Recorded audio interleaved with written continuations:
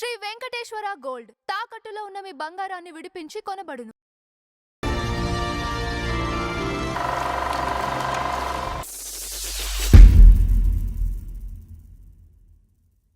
నమస్కారం నందు హరిచంద్రరావు గారు. నమస్కారం అంజబాబు గారు. ఈ రోజు మాట మొదలు పెట్టే ముందు పాటతో స్టార్ట్ చేద్దాం. ఓకే ఓకే ఓకే ఏదో పెట్టారు ఫిట్టింగ్ కాదు, మీరు బ్రహ్మాండంగా పాడుతున్నారు ఈ మధ్య ఎపిసోడ్ లో.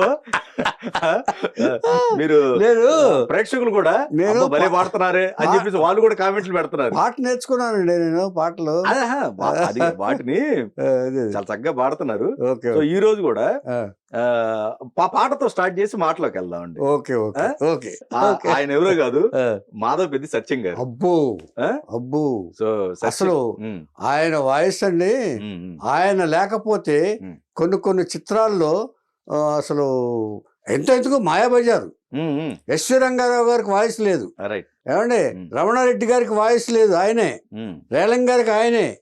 ఈ ముగ్గురికి పెర్ఫెక్ట్ మ్యాచింగ్ వాయిస్ మాధవి సత్యం గారు. తర్వాత పద్యానికి పరమగురుడు ఆయన పద్యం పాడితే ఎస్వి రంగారావు గారి పద్యాలన్నీ ఆయనే. మిగతా వాళ్ళందరూ కాదు కానండి, ఈ పౌరాణిక చిత్రాల పాటలన్నీ కూడా ఆయనే. చాలా మందికి ఒకటి అనుకుంటారంటే ఒకటి అవుతారండి. వాళ్ళ సత్యం గారు ఒకళ్ళు. ఆయన అనుకున్నది పాట కాదు, గాయకుడు కావాలని కాదు ఆయన. ఆయన అసలు నటుడు. ఆయన ఇచ్చేసి నటుడు అవుదాం అనుకున్నాడు ఆయన. దానికి కూడా అసలు బీజం కూడా అలాగే పడింది, నటుడు అవుతుంది. భలే ఛాన్సులే భలే ఛాన్సులే భలే ఛాన్సులే లలలాం లక్కీ ఛాన్సులే భలే ఛాన్సులే ఇల్లరికంలో ఉన్న మజా అది అనుభవించితే తెలియనులే. ఇది బాధపే సత్యం కాదు.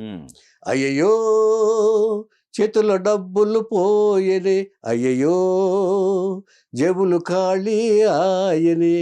ఇది మాధవపల్లి సత్యం గారు. ఏమండి బళి బళి బళి బళి దేవా బాగున్నదయా నీ మాయా. ఇది వీటన్నిటినీ మించి సరదా సరదా సిగరెట్టు దీన్ని కాల్చితే ఇది ఉంటుంది. సరదా సరదా సిగరెట్టు దీన్ని కాల్చకోయి నా మీద ఏదో పాడుతున్నాడు ఈయన పాడతాడు ఆయన, సరదా సరదా సిగరెట్ అని. అది పల్లవి. ఏమండి తర్వాత వీటన్నిటిని మించి మహాభాగ్యమైన పాట ఒకటి ఉంది. వివాహ భోజనంబు వింతైన వంటకంబు వియాల వారి విందు ఓహోహో నాకే ముందు ఆహాహా ఓహోహోహోహోహో. ఇది ఈ వాయిస్ ఎవరికి వస్తుందండి? ఆయన ఈ పాటే టర్నింగ్ పాయింట్ మాధవపెద్ది గారి జీవితానికి. Mayabazar turning point. ఎందుకంటే ఆయన ఫస్ట్ నటుడు అవుదాం అనుకుని వచ్చాడు. ఆయన సంగీతం నేర్చుకున్నాడు. ఆయన కూడా నటన మీద ఇంట్రెస్ట్ ఎక్కువ. సంగీతం ఎందుకు నేర్చుకున్నాడు? ఆయన డ్రామాల్లో ఇదివరకు పౌరాణిక డ్రామాల్లో పాటల పద్యాలు వాళ్లే పాడుకోవాలి. నటుడైన వాడు పాటల పద్యాలు వాళ్లే పాడుకోవాలి కాబట్టి పాడుకున్నారు. మన నాగేశ్వరరావు కూడా పాడారు ఇచ్చే పాటలు బిగినింగ్ లో. అలాంటి ఆయన. ఏమండి ఈయన బాపట్ల దగ్గర, ఈయన మాధవపెద్ది సత్యం గారు ఇప్పుడు మనం మాట్లాడకపోయాం. బాపట్ల దగ్గర బ్రాహ్మణ కోడూరులో మాధవపెద్ది లక్ష్మీ నరసయ్య సుందరమ్మ అనే దంపతులకి పుట్టాడు ఆయన. 1922లో పుట్టాడు ఆయన. సంవత్సరం 1922. ఏమండి ఘంటసాల గారు కూడా అదే సంవత్సరంలో పుట్టారు. ఏమండి వీళ్ళందరూ స్వతంత్ర అందరూ రాకముందే. పైగా గాయకులందరూ ఒకే ఇదిలో నువ్వు ఇక్కడ పుట్టు నేను ఎక్కడ పడతాను అన్నట్టుగా వచ్చారు ఆయన. ఏమండి తర్వాత ఈ ఘంటసాల గారు కూడా మాధవపెద్ది గారిని ఎంకరేజ్ చేశారు ఆయన. ఇప్పుడు ఈ మాయాబజార్లో ఘంటసాల గారి మ్యూజిక్ డైరెక్షన్. ముందు సాలు రాజేశ్వరరావు అయినా ఆయన వెళ్ళిపోయిన తర్వాత ఘంటసాల గారు టేకప్ చేశారు మొత్తం మాయాబజారు మొత్తం సినిమా కూడా. ఘంటసాల గారు కూడా పాడించారు ఎక్కువ, పద్యాలు ఎక్కువ. సాలు రాజేశ్వరరావు గారు బాగా ఎంకరేజ్ చేసేవాడు ఆయన. ఏమండి ఇలాగా అయిన తర్వాత ఫస్ట్ ఈయన చిన్న వయసులోనే ఏదో 8వ తరగతి వరకు ఎంతో చదువుకున్నాడు ఆయన. లోహితాశ్వరి కింద వేశాడు ముందు హరిశ్చంద్ర నాటకంలో చిన్నప్పుడే. ఆ ఊళ్ళో చిన్నప్పుడు డ్రామాలు వేస్తుంటే నటన మీద ఇంట్రెస్ట్ తోటి చేశాడు ఆయన. చదువుకుంటూనే 5 ఏళ్ళు సంగీత సాధన చేశాడు ఆయన. శాస్త్రీయ సంగీతం నేర్చుకున్నాడు ఈయన చదువుకుంటూనే. అంటే ఎందుకు నేర్చుకున్నారంటే దీనికి యాక్టింగ్కిను సంగీతానికి లింక్ అండి. ఇదివరకు పాటకి. ఓకే. అందుకని ఎక్కువ మంది అనేక విధాలుగా ఆడాళ్ళు అయితేనే నృత్యం నేర్చుకునేవాళ్ళు, భరతనాట్యం అది నేర్చుకునేవాళ్ళు, మగాళ్ళు అయితే సంగీతం, ఇలా యాక్టింగ్ ఎలాగో అనుభవాన్ని బట్టి వస్తుంది కాబట్టి ఇలా సంగీత సాధన చేసేవాళ్ళు. అలాగా మాధవ్ పెద్ది గారి వాయిస్ బాగుంటుందని, గంభీరమైన వాయిస్ అని చెప్తే శాస్త్రీయ సంగీతం కూడా నేర్చుకున్నారు ఆయన. 5 ఏళ్ళు నేర్చుకున్నారు. ఇలాగా డ్రామాల్లో చూసి పాట పాడిన తర్వాత పద్యాలు ఇది ఈయన పాడుకునేవారు. డ్రామాల్లో అప్పుడు పద్యాలేగా పాడుకునేటప్పుడు దీన్ని చక్రపాణి గారు చూశారు. ఓకే. ఈ చక్రపాణి గారు చూసిన అంటే కొంతకాలం అయిన తర్వాత, అదే అంటే కొంచెం పెద్దాడు అయిన తర్వాత నేను చెప్పేది. ఇప్పుడు 8వ తరగతి వరకు చదివిన తర్వాత 5 ఏళ్ళు సంగీత సాధన చేసిన తర్వాత డ్రామాలు వేసుకుంటున్నారు ఆయన.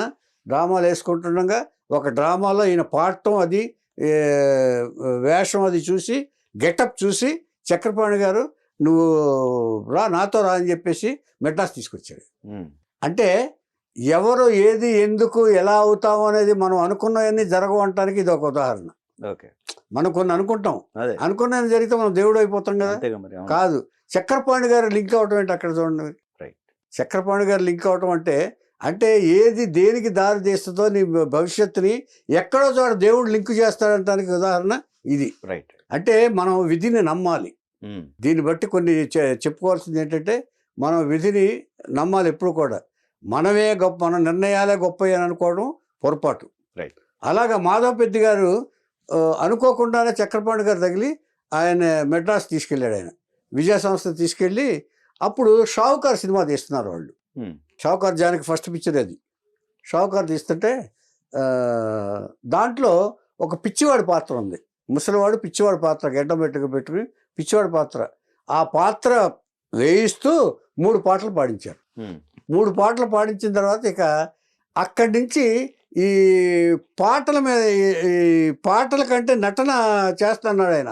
మాయాబజార్లోనే కృష్ణుడి రథసారథి దారుకుడు, ఆ వేషం వేసింది ఈయనే.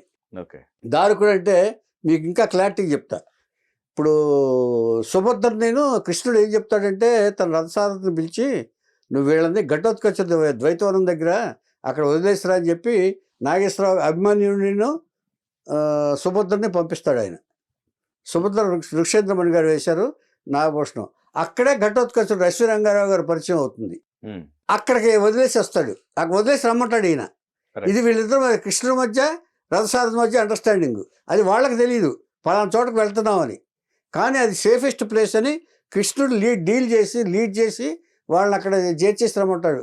ఇంచేదంటే సుభద్ర తన చెల్లెలు కాబట్టి ఎక్కడ ఉండాలో అక్కడ వాళ్ళు. ఘటోత్కచుడు సోదర సమాడు భీమసేనుడు కొడుకు కాబట్టి వీళ్ళు అక్కడ ఉంటే సేఫ్ అని చెప్పేసి వాళ్ళ దగ్గర పంపిస్తాడు.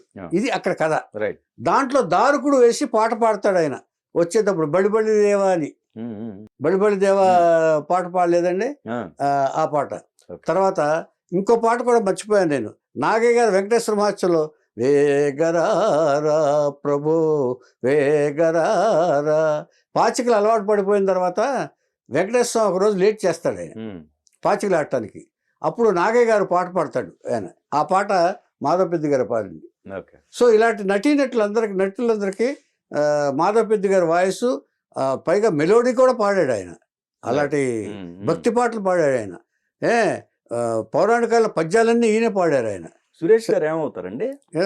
సురేష్ గారికి బాబాయ్ ఈయన. బాబాయ్. ఓకే. అంటే వీరి అన్నగారు అబ్బాయి సురేష్, మాధవ్ సురేష్. తర్వాత ఇంకొక రిలేషన్ చెప్తా. మనం చాలాసార్లు నాటకాల్లో చెప్పుకున్నాం. మాధవ్ పెద్ది వెంకటరామయ్య గారు అని, వారు గొప్ప నటులు, రంగస్థల నటులు. స్థానం నరసింహారావు గారు వీళ్ళందరూ గొప్ప నటులు. వాళ్ళ సహాయంతో చాలామంది నటులు స్టేజ్ మీద నటించారని చెప్పుకున్నాం. ఆ మాధవ్ పెద్ది వెంకటరామయ్య గారు వీరి పెదనాన్నగారు. ఓకే. ఇంకొక ఆయన ఇక్కడున్న మాధవ్ పెద్ది గోఖలే గారని ఆర్ట్ డైరెక్టర్ ఉన్నాడు ఆయన. ఈయన అన్నగారు అవుతాడు, ఈయన బ్రదర్ అవుతాడు. మాధవ్ పెద్ది గోఖలే గారు.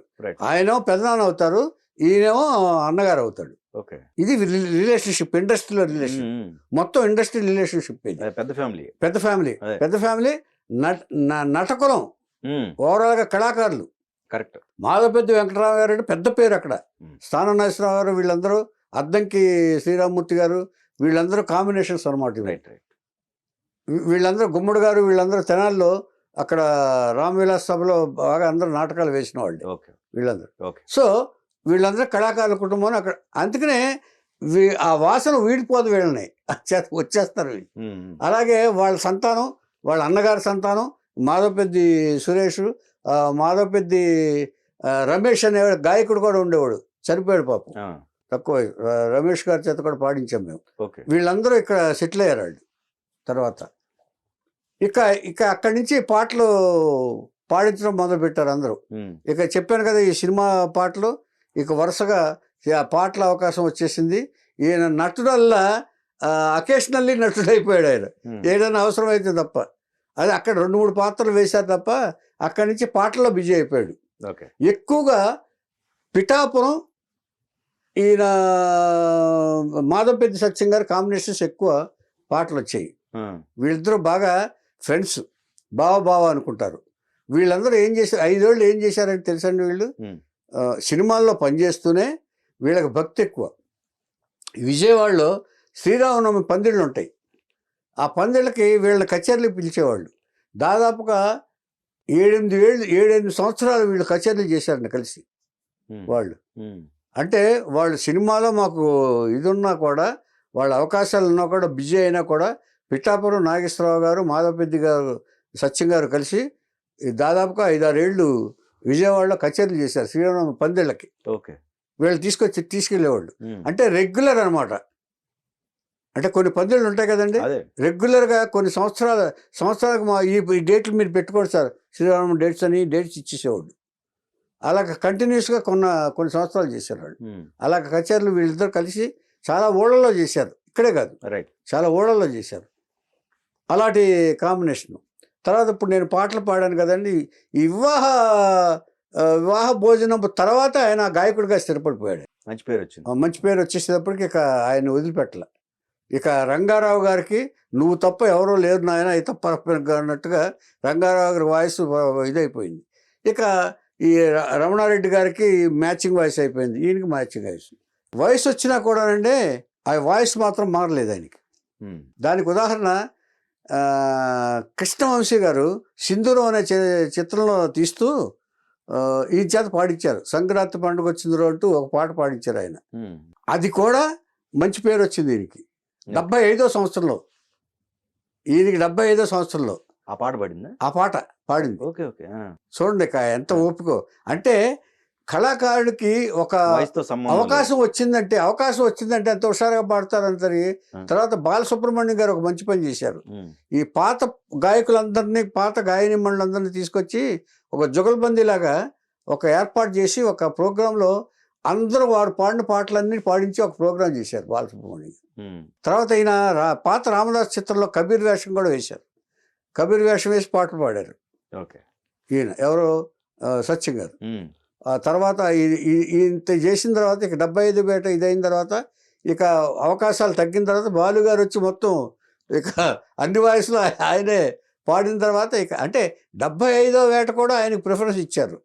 ఇంకా ఆ తర్వాత కొన్ని పాటలకి మరి వయసును ఓపిక చాలదు కాబట్టి, అంటే వాయిస్ ఉన్నా కూడా పాడటానికి కొంచెం శక్తి కావాలి కదండి. అది తగ్గిన తర్వాత కొన్ని వయసు రీత్యా ప్రాబ్లమ్స్ వచ్చి అనారోగ్యం రీత్యా 2000 సంవత్సరంలో ఆయన మరణించారు. 2000 సంవత్సరంలో అంటే 78 సంవత్సరాలు. మొత్తం 7000 పాటలు పాడారు. 7000 పాటలు. ఈ తమిళ్, కన్నడ వీటిలో కూడా పాడారండి. అన్ని భాషలు పాడారు. సౌత్ ఇండియన్ లాంగ్వేజ్ పాటల్లో పాడారు బాబు. తర్వాత ఈయన కొడుకు ఒక కూతురు తర్వాత పెళ్లి చేసి పంపించేశారు. ఈ మాధవపెద్ది మూర్తి అని ఈయన కూచిపూడి నృత్య కళాకారుడు. ఈయన కూడా ఈయన తండ్రి పేర ఇది అవార్డు ఒకటి ఏర్పాటు చేసేసి మాధవపెద్ది సత్యం అవార్డు అని పెట్టి పిబి శ్రీనివాస్ గారికి ప్రతి సంవత్సరం ఇప్పుడు మన వాళ్ళు చేస్తూ ఉంటారు చూసారు, తల్లి పేరున తండ్రి పేరునని, అలాగే జ్ఞాపకార్థం ఫంక్షన్ అరేంజ్ చేసి వాళ్ళకి అవార్డులు, రివార్డులు, ఆర్థిక సాయాలు చేస్తూ వస్తున్నాడు ఇప్పటికి. స్టిల్ ఇప్పటికి కూడా ఆయన ఆ తండ్రి స్మృత్యర్థం, తర్వాత తల్లి పేరు మీద తల్లి పేరు ప్రభావతి, ఆవిడ పేరు మీద కూడా అవార్డు ఇస్తూ ఆ కొడుకు తన తల్లిదండ్రులకు రుణం తీర్చుకుంటున్నాడు ఆయన. ఇప్పుడు కూడా రన్నింగ్ మాధవపెద్ది మూర్తి గారు ఆయన పేరు. ఏం చేత తల్లిదండ్రులు మర్చిపోకుండా, ఏం చేతంటే ఒక ఒక కొన్ని దశాబ్దాలు వాళ్ళు ఎప్పటి నుంచి అండి ఆయన దాదాపుగా 50 నుంచి షావుకారు చిత్రం నుంచి పాడి మొన్న 2000 ముందు వరకు ఆయన పాటలు పాడుతూనే ఉన్నారు, కచేరీలు చేస్తూనే ఉన్నారు. పిఠాపురం గారు మరణించేంత వరకు వాళ్ళిద్దరు కాంబినేషన్లో కచేరీలు చేశారు.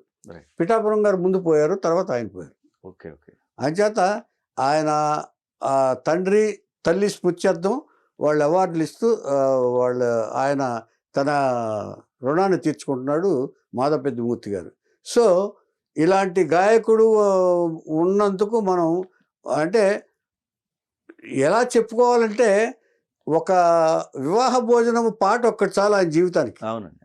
ఎస్వి రంగారావు గారికి లైఫ్ ఇచ్చిందని కూడా అనొచ్చు ఒక రకంగా చెప్పాలంటే.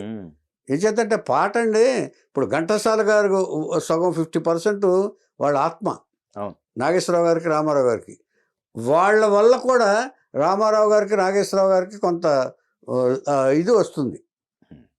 ఆయన గ్రేస్ కానీ ఇది కానీ లైఫ్ కానీ మంచి బేస్ వాయిస్ కూడా ఈయన బేస్ వాయిస్. తర్వాత సరదా సిగరెట్లో కూడా మెలోడీ కూడా కొంచెం యాడ్ చేసి బాగా పాడారు ఆయన. ఇది దొరల్ కాల్చుబల్ సిగరెట్ మర్చిపోయింది దాకా మాడలే. సరదా సిగరెట్ ఇది దొరల్ తాగుబల్ సిగరెట్. ఇది మన రామానాయుడు గారి సినిమా ఏమండి. కంపు కొట్టు ఈ సిగరెట్టు దీన్ని కాల్చకోయినా మేదొట్టు అని గిరిజ పాడుతుంది. ఇలాగా అండ్ ఇలాగా గిరిజ గారు అంటే ఆవిడ మళ్ళీ ఆవిడ పాత ఆవిడ స్వర్ణలత గారు. అలాగా అంచేత ఇవన్నీ కాంబినేషన్ చూడండి అసలు ఏమండి మహాగాయకులు వీళ్ళ గురించి చెప్పుకుంటుంటే గూస్ బంప్స్ వస్తున్నాయి నిజంగా చెప్తున్నాను. అయితే ఇలాంటి కళాకారుల్ని మనం కలిగి ఉన్నందుకు మన తెలుగు చిత్రసీమ ఎంతో ఇది. ఆయనకి అక్కడ మహమ్మద్ రఫీ గారు, తలత మహమ్మద్ గారు ఎలాగో ఇక్కడ మన తెలుగు చిత్రసీమలో ఘంటసాల గారు, పిబి శ్రీనివాస్ గారు కూడా, మాధవపల్లి సత్యం గారు కూడా, ఇంతమంది మంగళపల్లి బాలమురకృష్ణ గారు, ఎస్పి బాలసుబ్రహ్మణ్యం గారు, ఏవి రాకుండా 40-50 వేలు దాదాపు పాటలు పాడిన గాయకుడు ఆయన. సంగీతం నేర్చుకోకుండా కాలక్రమంలో నేర్చుకున్న మహాగాయకుడు బాలసుబ్రహ్మణ్యం గారు. ఇది మన అదృష్టం కదండి, మన తెలుగు చలనచిత్ర అదృష్టం. ఎవరికి వస్తారు అసలు? ఇప్పుడు వాళ్ళని ఇన్స్పిరేషన్గా తీసుకుని ఎంతమంది గాయకులు అవుతున్నారు మనకి, ఎంతమంది గాయకులు వస్తున్నారు. ఇది మాధవ పెద్ది గారు సత్యం గారి